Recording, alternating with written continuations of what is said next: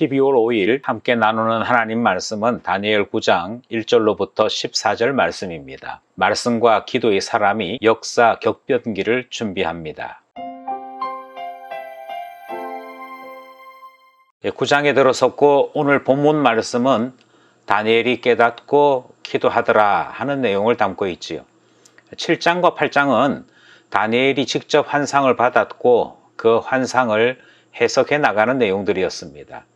반면에 9장은 예레미야 선지자의 예언 말씀을 깨닫는 일, 그리고 다니엘이 기도한 내용, 특별히 회개 기도로 유명한 그 기도 내용이 담겨져 있고요. 마지막 쯤에는 70일에 대한 해석이 등장을 합니다. 그런 점에서 다니엘서 9장은 참 유명한 말씀, 중요한 말씀이 포함되어 있는 귀한 장이다, 그렇게 말씀드릴 수 있습니다.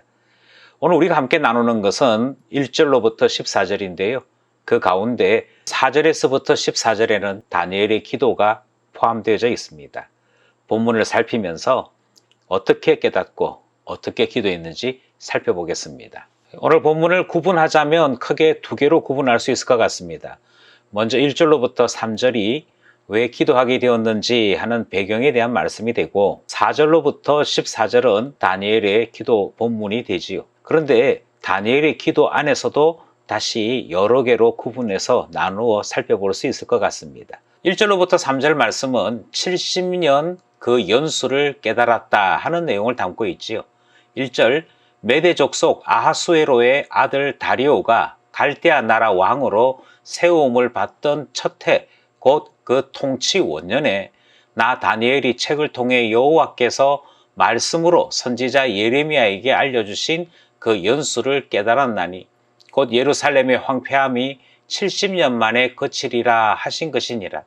내가 금식하며 베옷을 입고 죄를 덮어쓰고 주 하나님께 기도하며 간구하기를 결심하고. 먼저 1절에서는 이 사건의 역사적 배경을 소개하고 있습니다. 정확하게는 2절 앞부분까지 포함되어 있는 얘기인데요.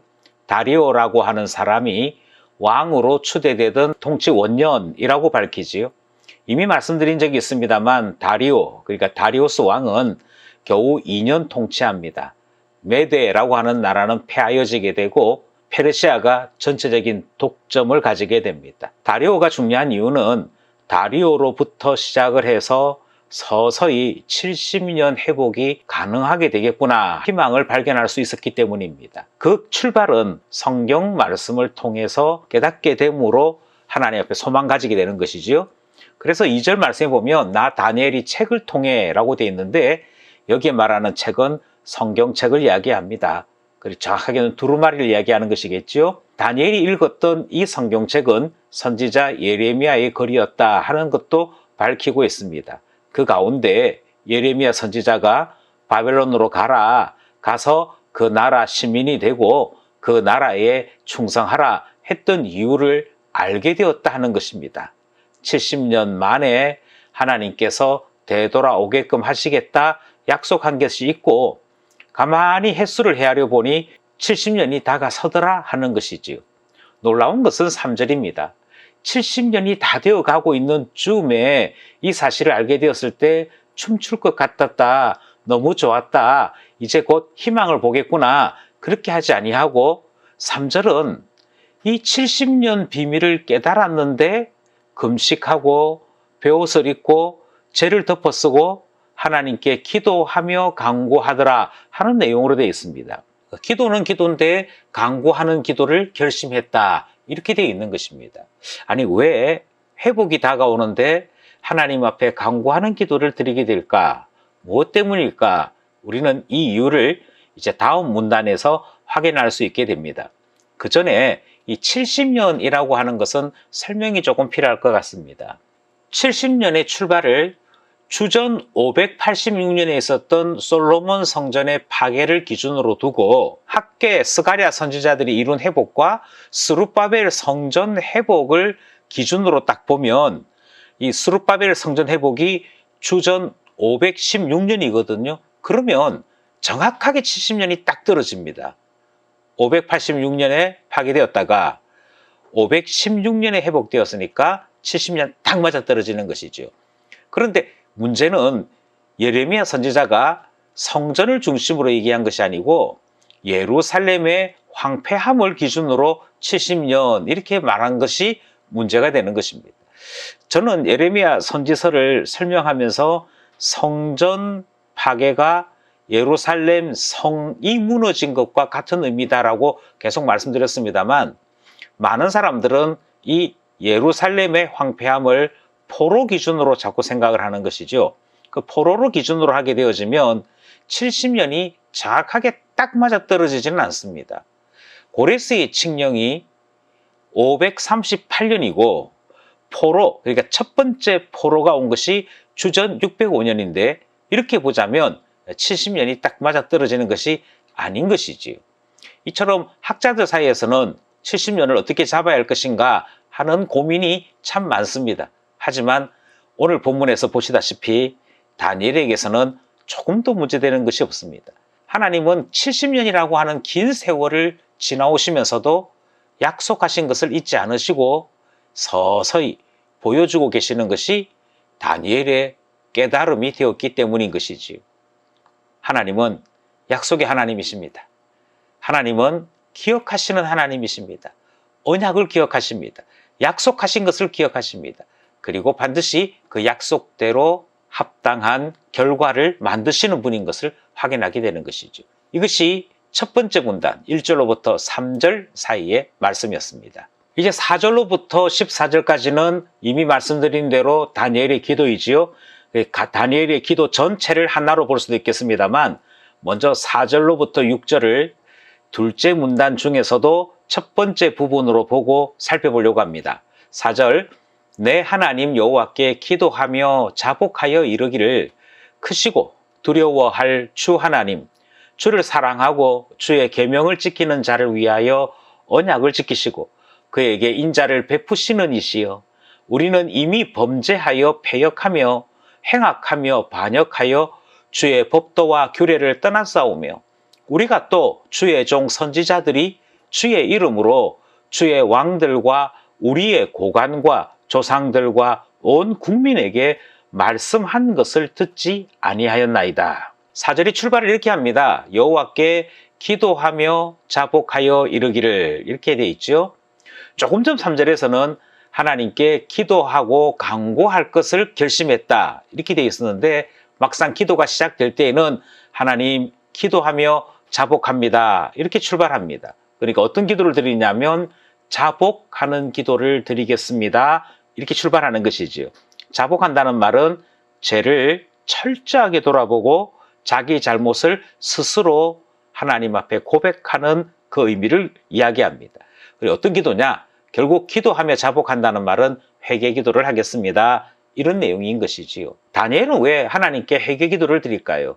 4절에서부터 6절에서는 두 가지가 설명이 됩니다. 첫 번째는 하나님 때문이고, 또 하나는 우리가 범한 죄 때문이다, 그렇게 고백을 하지요. 하나님에 대해 이렇게 고백합니다. 크시고 두려워할 주 하나님. 왜 하나님이 크시고 두려워해야 되느냐, 그것에 대한 설명이 그 다음 이어지는데요. 하나님이 사랑해 주신대요. 하나님께서 우리에게 계명을 주셨대요. 그리고 하나님이 우리에게 언약도 주셨답니다. 뿐만 아니라 하나님은 그 언약을 지키시는 분이셔서 이스라엘 백성들에게 인자를 베풀어 주셨다. 우리 표현대로 하자면 은혜를 베풀어 주셨다, 긍휼히 여겨 주셨다, 이 모든 것이 다 하나님께 나타난 모습이라고 고백합니다. 그러니 하나님은 흠이 없으시고, 하나님은 약속한 것을 지키셨을 뿐만 아니라 이스라엘을 특별히 사랑하셨으므로 하나님 앞에 설 때마다 존경과 그 존경을 뛰어넘는 경외함이 크시고 두려워할 하나님으로 소개되고 있는 것이죠. 반면에 이스라엘은, 5절의 설명대로 하자면 우리는 정반대의 모습이었다 고백합니다. 하나님은 언약을 지키셨으나 5절에 설명되어 있는 이스라엘은 범죄하고 패역하며 행악하고 반역했다. 그리고 결과적으로 주님의 법도 규례에서 떠났다라고 고백합니다. 하나님과 완전히 반대되는 모습이지요. 그 가운데서 특별히 주의 법도와 규례를 떠난 사실을 6절은 이렇게 설명합니다. 주의 종 선지자들이 주의 이름으로 하나님 말씀을 열심히 전했으나 그 말씀을 듣지 아니하였다. 그래서 기록된 말씀인 언약도 어기고 전하여 주는 말씀인 선지자들의 경고도 듣지 아니하므로 하나님의 말씀에서 철저히 떠나고 말았다. 이 사실을 알아내는 것이죠. 이것이 회개 기도의 출발이 되었습니다. 하나님의 모습과 전혀 다른 이스라엘의 모습을 주님 앞에 내놓으며 회개 기도를 하더라. 이것이 4절로부터 6절 사이의 말씀이고 크시고 두려워할 하나님을 고백하는 내용이 되는 것입니다. 7절로부터 9절의 내용은 우리가 주께 패역하였다 하는 고백입니다. 7절 주여 공의는 주께로 돌아가고 수치는 우리 얼굴로 돌아옴이 오늘과 같아서 유다 사람들과 예루살렘 거민들과 이스라엘이 가까운 곳에 있는 자들이나 먼 곳에 있는 자들이 다 주께서 쫓아내신 각국에서 수치를 당하였사오니 이는 그들이 주께 죄를 범하였음이니이다. 주여 수치가 우리에게 돌아오고 우리의 왕들과 우리의 고관과 조상들에게 돌아온 것은 범죄하였음이니다마는 주 우리 하나님께서는 긍휼과 용서하심이 있사오니 이는 우리가 주께 패역하였음이오며 7절 8절 말씀은 언약을 떠났고 하나님 말씀에서 떠났던 이스라엘이 결과적으로 어떻게 되었는지를 하나님 앞에 고백합니다. 수치를 당하는 상태다 이렇게 고백하죠. 어떤 수치를 당했느냐? 오늘 본문 이렇게 얘기하죠. 주님께서 다 쫓아내셨더라. 그래서 쫓아내신 각국에서 수치를 당하게 하심이라고 설명합니다. 그는 이스라엘에서 떠나서 여러 나라로 팔려가게 되고 그곳에서 수치를 당하는 것이 언약을 어김에 대한 심판으로 등장을 하지요. 이것은 8절에도 다시 한번 그대로 반복됩니다. 그리고 설명하기를 왜 이와 같은 수치가 있었느냐? 7절에서도 주께 죄를 범하였기 때문에 8절에서도 우리가 주께 범죄하였으므로 라고 설명하고 있습니다. 단지 차이가 있다면 7절에서 다니엘은 그들이 주께 죄를 범하였다라고 이야기하므로 역사적인 범죄에 대해 고백하는 내용이고요. 8절에서는 우리가 주께 범죄하였다라고 고백하므로 조상들의 범죄가 곧 우리의 범죄와 같다라고 고백하는 내용이 등장을 하는 것이지요. 조상들이나 지금 포로로 살고 있는 모든 사람들은 똑같은 처지입니다. 하나님 앞에 죄를 범하였다. 그럼에도 불구하고 9절은 그 가운데에서도 하나님 앞에 회개하는 가운데에서도 주님의 긍휼과 용서를 바라는 마음을 하나님 앞에 아뢰고 있습니다. 주 우리 하나님께서는 긍휼과 용서하심이 있사오니 이는 우리가 주께 패역하였음이오며 문장을 조금 우리식으로 풀어서 얘기하자면 비록 우리가 주께 범죄하였을지라도 우리 하나님께는 긍휼과 용서하심이 있으니 이렇게 고백하고 있습니다. 다니엘은 그만큼 하나님 외에는 이 수치에서 떠날 방법이 없고 주님 앞에 죄를 고백하여 그때 그 일로 말미암아 70년 포로 생활한 것이 다시는 되풀이되지 않기를 원하는 하나님 앞에서의 간구를 드리고 있는 것이지요. 이것이 7절로부터 9절까지 이야기입니다. 주께 패역하였나이다. 죄를 범하였나이다. 고백하는 다니엘의 기도를 들었습니다. 이 두 번째 문단 가운데 8절로부터 11절은 그 죄에 대한 내용을 보다 더 구체적으로 설명하지요. 율법에 기록된 맹세대로 이루어졌다. 이렇게 설명합니다. 10절 우리 하나님 여호와의 목소리를 듣지 아니하며 여호와께서 그의 종 선지자들에게 부탁하여 우리 앞에 세우신 율법을 행하지 아니하였음이니이다. 온 이스라엘이 주의 율법을 범하고 치우쳐 가서 주의 목소리를 듣지 아니하였으므로 이 저주가 우리에게 내렸으되 곧 하나님의 종 모세의 율법에 기록된 맹세대로 되었사오니 이는 우리가 주께 범죄하였음이니이다. 이 부분에서의 기도도 마찬가지로 하나님 앞에 죄를 고백하는 내용이 되죠. 이는 우리가 주께 범죄하였음이니이다. 그런데 이 부분에서는 보다 더 한 걸음 나아가서 어떤 범죄를 했느냐, 그 범죄에 대해 10절에서는 여호와의 목소리를 듣지 아니했다. 주의 종 선지자들의 율법의 선포를 듣지 아니했다. 이렇게 이야기합니다. 듣지 아니한 것이 고백되고 있습니다. 그 다음은 그나마 알고 있는 율법조차도 행하지 아니하였음을 고백합니다. 그러니 듣지 아니했고 행하지 아니한 이 모든 것은 다 율법에 대한 무시요, 하나님의 말씀에 대한 거부로 등장을 하는 것이지요.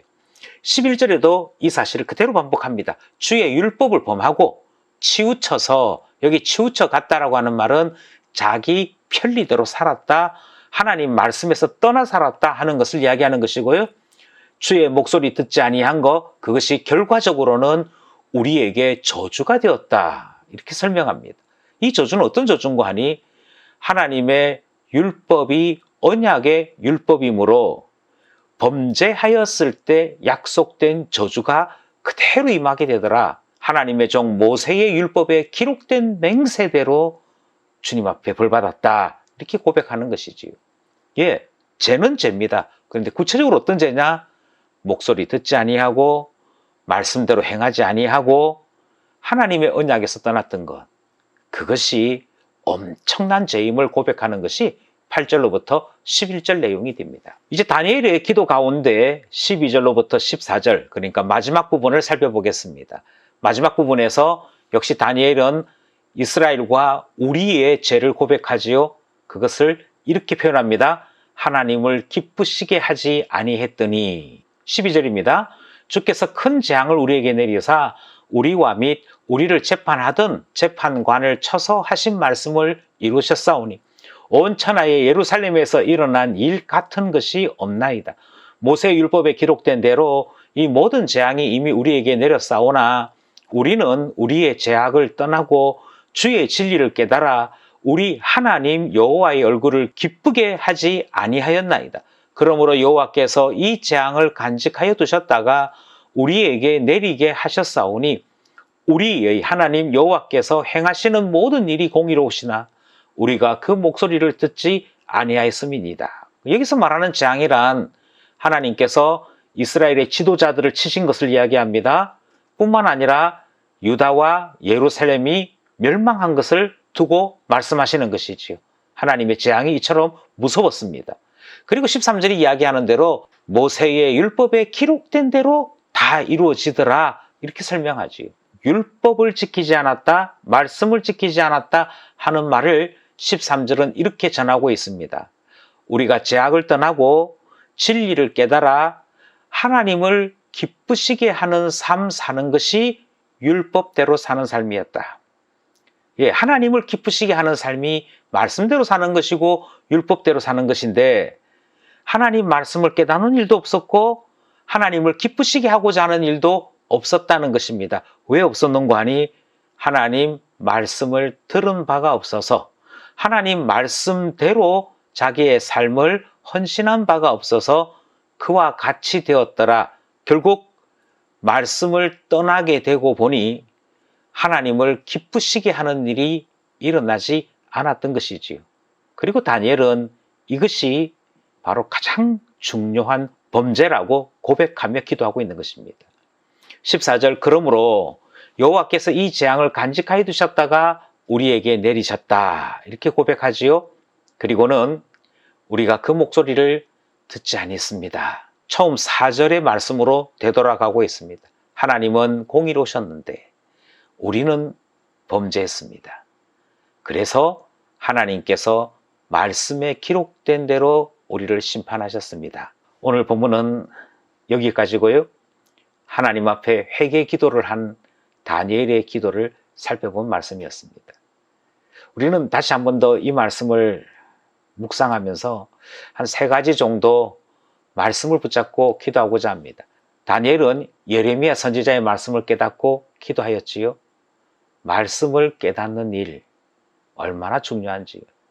기도하는 일 얼마나 중요한지요. 하지만 말씀을 깨닫는 일에도 깨닫게 하시는 은혜가 있어야 하고요. 기도하는 일에도 회개의 영이 부어져야 합니다. 그러므로 이렇게 기도하기 원합니다. 하나님, 우리에게도 깨닫고 기도하는 은혜를 베풀어 주시옵소서. 두 번째로 하나님의 말씀, 곧 율법은 하나님과 맺은 언약의 말씀이었고요. 하나님의 말씀을 듣는다는 것은 하나님의 언약을 따라 범죄하지 아니하고 하나님을 기쁘시게 하는 삶을 사는 것이었습니다. 하지만 반대로 언약에서 떠나 범죄하게 될 때에는 수치와 죄에 따른 징계만이 나타났습니다. 하나님과의 약속을 기억하는 언약 백성 되기를 원합니다. 이 제목이 두 번째 기도 내용이 되겠습니다. 마지막으로 다니엘은 이스라엘의 죄 가운데 하나님을 기쁘시게 하지 않은 죄가 있음을 고백합니다. 우리 인생의 최고의 가치를 하나님을 영원토록 기뻐하고 즐거워하는 것이라고 고백하는 것이 우리이지요. 그러니 이 일은 더욱더 우리 마음속에 새겨져야 할 것 같습니다. 일평생 사는 동안에 하나님을 기쁘시게 하는 일을 최고의 목적으로 삼고 하나님께 영광 돌리는 자로 살게 하여 주시옵소서 기도하게 되는 것이지요. 오늘도 말씀과 기도로 살아 하나님을 기쁘시게 하는 우리 모두가 되기를 원합니다.